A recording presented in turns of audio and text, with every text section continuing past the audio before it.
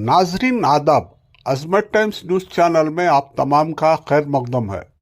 धन्यवाद सभापति महोदय। हम ही को कातिल कहेगी दुनिया, हमारा ही कत्लेआम होगा। हम ही कुएं खोदते फिरेंगे, हम ही पे पानी हराम होगा। सभापति महोदय, सन 1947 में दिल्ली की जामा मस्जिद की तारीखी सीढ़ियों पर खड़े होकर के भारत रत्न मौलाना अबुल कलाम आजाद साहब ने कहा था कि मुसलमानों कहां जा रहे हो, यह है तुम्हारा मुल्क, यहां तुम्हारे आबाओ अजदाद की कब्रें हैं। उस वक्त मौलाना आजाद की ये सदाएं सुन करके लोगों ने अपने सरों की गठरियां उतार करके रख दी थी। आज उसी दिल्ली में मौजूद देश की संसद में एक बिल आया है जो हमसे उसी जामा मस्जिद की सीढ़ियों के सबूत मांगेगा, जो उन्हीं सीढ़ियों के पास अपनी कब्र में सोए हुए मौलाना आजाद को फिर से कब्र से सदा देनी पड़ेगी कि ये जो कब्र है वो मेरी कब्र है, ये किसी सरकार की जागीर नहीं है। सभापति महोदय, मैं जहां खड़ा हूं इसी संसद भवन के सामने सड़क के उस पार अपनी कब्र में सोए हुए भारत के पूर्व राष्ट्रपति फखरुद्दीन अली अहमद की कब्र है।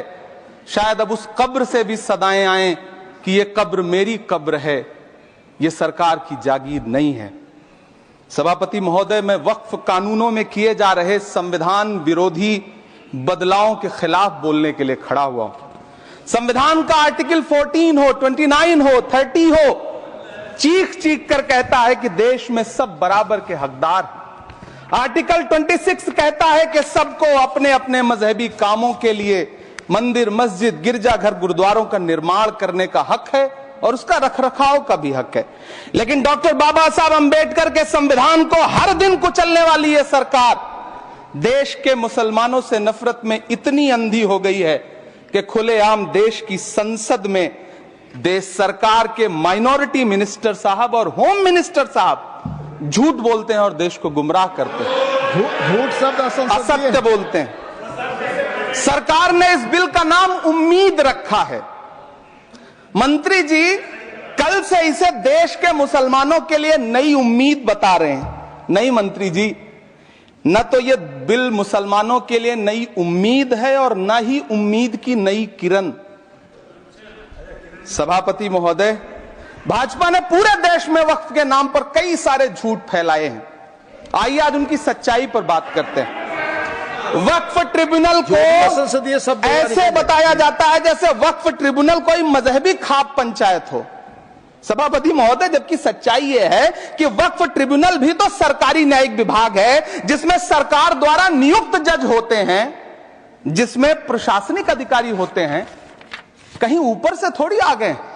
सभापति महोदय, देश के गृह मंत्री जी ने इसी सदन में कहा कि वक्फ ट्रिब्यूनल के फैसले के खिलाफ कोई कोर्ट नहीं जा सकता, जबकि सच यह है कि वक्फ एक्ट 1995 की धारा 83(9) के तहत हाई कोर्ट वक्फ ट्रिब्यूनल के फैसले की न सिर्फ समीक्षा कर सकता है बल्कि उसे बदल भी सकता है। सच तो यह है कि वक्फ बोर्ड खुद अपनी जमीनों के लिए कई सारी कोर्ट में मुकदमे लड़ रहा है। सभापति महोदय, दिल्ली की जिन 123 संपत्तियों को लेकर कल माइनॉरिटी मिनिस्टर, होम मिनिस्टर साहब और अभी आदरणीय नेता सदन बात कर रहे थे, आइए उनकी सच्चाइयों पे भी बात करते हैं।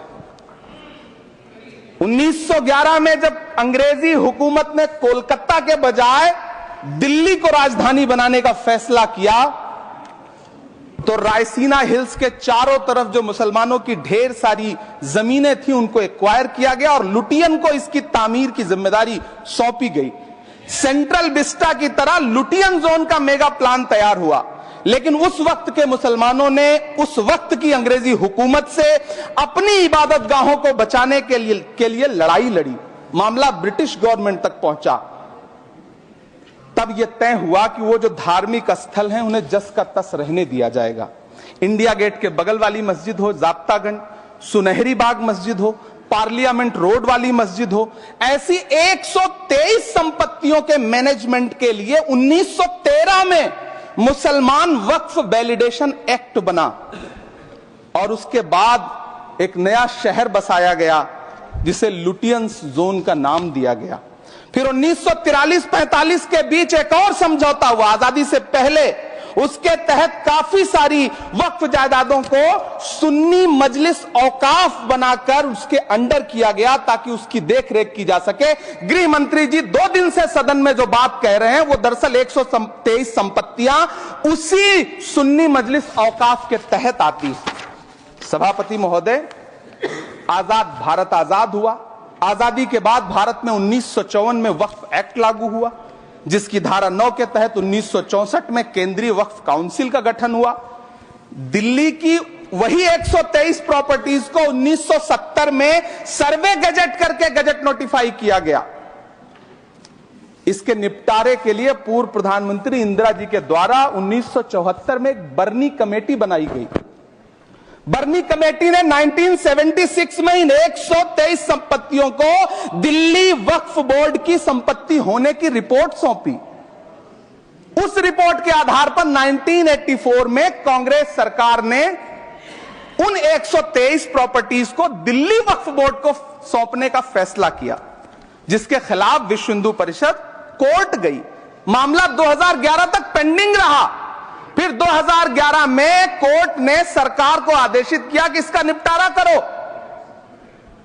तब 2013 में तत्कालीन यूपीए सरकार ने दिल्ली की उन्हीं 123 जायदादों को बर्नी कमेटी की सिफारिशों के मुताबिक वक्फ बोर्ड के हवाले किया।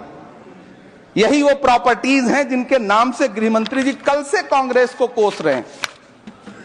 फिर आई 2014 में भाजपा की सरकार, जो तब से इन जमीनों को हड़पने की साजिश कर रही है। जिस बिल को मुसलमानों के हुकूक की हिफाजत करने वाला बिल बताया जा रहा है, उसी को पेश करने के लिए और उस पर बात करने के लिए लोकसभा में भाजपा सरकार के पास एक भी मुस्लिम सांसद नहीं है। जिस वक्त, मैं लोकसभा कह रहा हूं, सुना करिए, जिस वक्फ बिल को मुस्लिम महिलाओं को हक दिलाने वाला बताया जा रहा है, उसे संसद में पेश करने वाली पार्टी के पास न तो राज्यसभा में, न लोकसभा में, न देश की किसी विधानसभा में एक भी मुस्लिम महिला सदस्य नहीं। कल किरण रिजिजू जी कह रहे थे कि रेलवे की जमीनें देश की जमीनें हैं, डिफेंस की जमीनें देश की जमीनें हैं। हां मंत्री जी, हैं, बिल्कुल हैं। ये जो वक्फ की जमीनें हैं, ये हमारे पुरखों ने धार्मिक कामों के लिए डोनेट किया है। तो हम भी तो इसी देश के नागरिक हैं, हम भी तो इसी देश के बेटे हैं। तो वक्फ की जमीनें भी तो इसी देश की जमीनें हैं, उनको पराया क्यों बोलते हैं आप? सभापति महोदय, अशफाकुल्लाह खान जब फैजाबाद की जेल में फांसी के फंदे पर झूल रहे थे, तो इसी देश की जमीन के लिए झूल रहे थे ना। सभापति महोदय, अंडमान की जेल में काला पानी की सजा काटकर अपनी जान देने वाले मौलाना फजले हक खैराबादी हो या शेर खान अफरीदी हो, वो भी तो इसी जमीन के लिए अपनी जान दे रहे थे ना। सभापति महोदय, पाकिस्तान के खिलाफ लड़ते हुए अपनी जान देने वाले महावीर चक्र विजेता ब्रिगेडियर उस्मान हो या पाकिस्तान के पैटर्न टैंक उड़ाने वाला परमवीर चक्र विजेता वीर अब्दुल हमीद हो, वो भी तो इसी जमीन के लिए अपनी जान दे रहा था ना। और मंत्री जी, मैं इस सदन में अलल ऐलान ये कहता हूं कि जब भी इस देश की जमीन को लहू की जरूरत होगी, आपसे 2 कदम आगे इमरान खड़ा मिलेगा, ये मैं आपसे यकीन दिलाते हुए कह रहा हूं। सभापति महोदय, मैं सरकार से कहना चाहता हूं, हमसे हमारी इबादत गाहें तो मत छीनिए ना, हमारे घरों पे बुलडोजर तो मत चलाइए ना, हमारी कब्रों में तो हमें सुकून से सोने दीजिए ना। सभापति महोदय, माइनॉरिटी मिनिस्ट्री का बजट कट करके, मुस्लिम बच्चों की स्कॉलरशिप बंद करके अब सरकार कह रही है कि हम वक्फ की आमदनी से गरीब मुसलमानों का भला करेंगे। गुजरात की बेटी बिल्किस के बलात्कारियों की रिहाई के बाद उन्हें माला पहनाने वाली लोगों के नेता ये कह रहे हैं कि यह बिल मुस्लिम महिलाओं को उनका हक दिलाएगा। धन्यवाद मोदी जी, क्या बढ़िया सौगातें मोदी दे रहे हैं आप। पहले हमें गुजराते मोदी दिया, आप सौगाते मोदी दे रहे हैं। लेकिन यह सरकार इतना याद रखे कि इसी ठसक के साथ देश की संसद में सीए का कानून भी लाया गया था और कहा गया था बड़े बड़े भाषण देकर के कि पड़ोसी देशों से हिंदू भाइयों को ला करके यहां नागरिकता दी जाएगी। लेकिन मैं आपके संज्ञान में लाता हूं सर कि पिछले इतने दिनों में इनसे नागरिकता लेने के लिए 2000 व्यक्ति भी नहीं आए, जबकि इसके उलट इन्हीं की सरकार में पिछले 10 साल में 15 लाख से ज्यादा भारतीयों ने भारत की नागरिकता छोड़ करके दूसरे देश में जाकर के बस गए। यह हुआ उस कानून का अंजाम। सभापति महोदय, इसी तरह की जिद के साथ किसानों के खिलाफ भी कानून लाए गए थे। जिस तरह आज वक्फ के फायदे गिनाए जा रहे हैं, उसी तरह से किसानों को भी कृषि कानूनों के फायदे गिनाए गए थे। लेकिन अंजाम क्या हुआ? 700 किसानों की शहादत लेने के बाद सरकार को अन्नदाता किसानों के सामने घुटने टेकने पड़े और कृषि कानून वापस लेने पड़े। जिल्ले इलाही, जमहूरियत जो है वो नफरत और ठसक से नहीं चलती है, अकड़ से नहीं चलती है, उसमें सबकी हिस्सेदारी जरूरी है। कल देश के माइनॉरिटी मिनिस्टर ने लोकसभा में खड़े होकर एक शेर सुनाया था कि मुझसे कोई बदगुमान न हो, तो मैं उन्हें एक शेर सुनाना चाहता हूं कि मैं आज जद पे हूं तो इतना खुशगुमान न हो, मैं आज जद पे हूं तो इतना खुशगुमान न हो, चराग सबके बुझेंगे हवा किसी की नहीं। नीतीश कुमार जी हो, चंद्रबाबू नायडू जी हो, चिराग पासवान जी हो, जयंत चौधरी जी हो, देवे गौड़ा जी हो, जीतन राम मांझी जी हो, सबको समझना पड़ेगा कि जब जंगल में आग लगती है तो न वो बरगद बचते हैं जो हवा को आंधी में तब्दील करते हैं, न वो बांस बचते हैं जो आपसी रगड़ से चिंगारी पैदा करते हैं। सभापति महोदय, जब देश को मनमोहन सिंह साहब जैसा काबिल प्रधानमंत्री मिलता है तो देश को आरटीआई जैसा एक्ट मिलता है, सेज जैसा एक्ट मिलता है, मनरेगा जैसा एक्ट मिलता है, लिबरलाइजेशन मिलता है, राइट टू एजुकेशन मिलता है, नेशनल फूड सिक्योरिटी एक्ट मिलता है।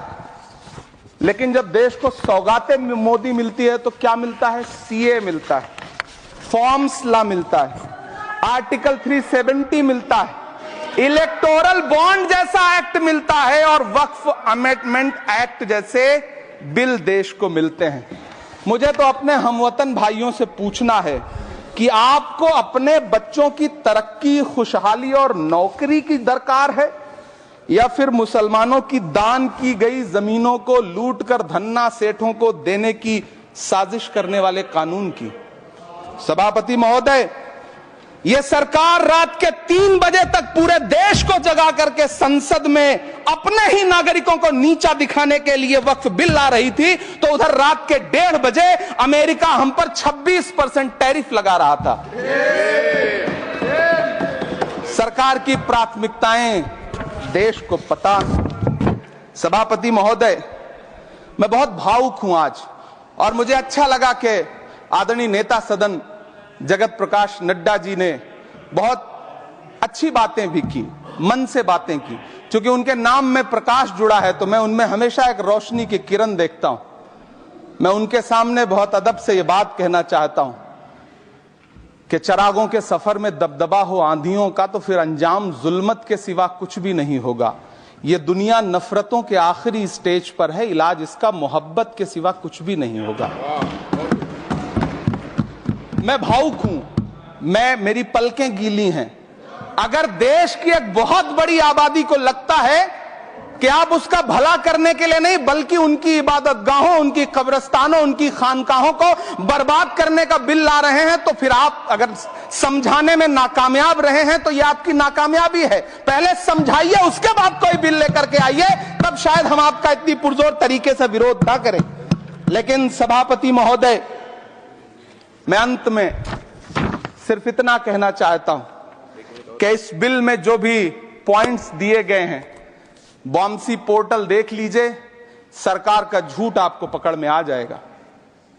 हम डरे नहीं हैं, हम सिर्फ सरकार से अपील कर रहे हैं कि हमें अपना समझिए। हम आपके अपने हैं, इस देश के नागरिक हैं और आप ताकत में हैं। संख्या बल के आधार पर बिल हो सकता है आप पास करा लें, लेकिन आपको यह बात समझनी पड़ेगी कि हम तो वो तारीख हैं, जहनों में रहना है जिसे, कागजी पुर्जे नहीं जो फाड़ डाले जाएंगे। जिस जमीन पर मैं खड़ा हूं यह मेरी पहचान है। आप आंधी हैं तो क्या मुझको उड़ा ले जाएंगे? आपको यह बात समझनी पड़ेगी। आपको अगर इतना विपक्ष की तरफ से पहले जेपीसी में इतने सारे पॉइंट्स आए और उसके बाद कल से लोकसभा में और राज्यसभा में सुझाव आप सुनने को तैयार नहीं है, लोगों की शंका को दूर करने के बारे में आप बिल्कुल सोच नहीं रहे, बस आप कह रहे हैं यह बिल उम्मीद की नई किरण है। नहीं साहब, इसे भले किरण जी लेके आए हैं, लेकिन ये उम्मीद की नहीं बल्कि नाउम्मीदी की किरण है। और इस देश की एक बहुत बड़ी आबादी इस बात से खदशे में है, शक में है कि आप सीधे उनकी जमीनों को लूट करके धन्ना सेठों को बेचना चाहते हैं। मेरी अब भी आपसे अपील है कि इस बिल को वापस लीजिए। यह बिल कहीं से आपके अपने नागरिकों के लिए अच्छा नहीं है। यह बिल सिर्फ इस देश के मुसलमानों को नीचा दिखाने का और अपने एक ऐसे मतदाता वर्ग को खुश करने का बिल है जिनको इस बिल के पास हो जाने से कुछ मिलेगा भी नहीं। लेकिन आप एक नैरेटिव देना चाहते हैं, एक मैसेज देना चाहते हैं। मेरी आपसे अपील है कि कृपया ये जो सबका साथ सबका विकास का नारा है, इस नारे को रत्ती भर तो चरित्रार्थ कर दीजिए। बहुत बहुत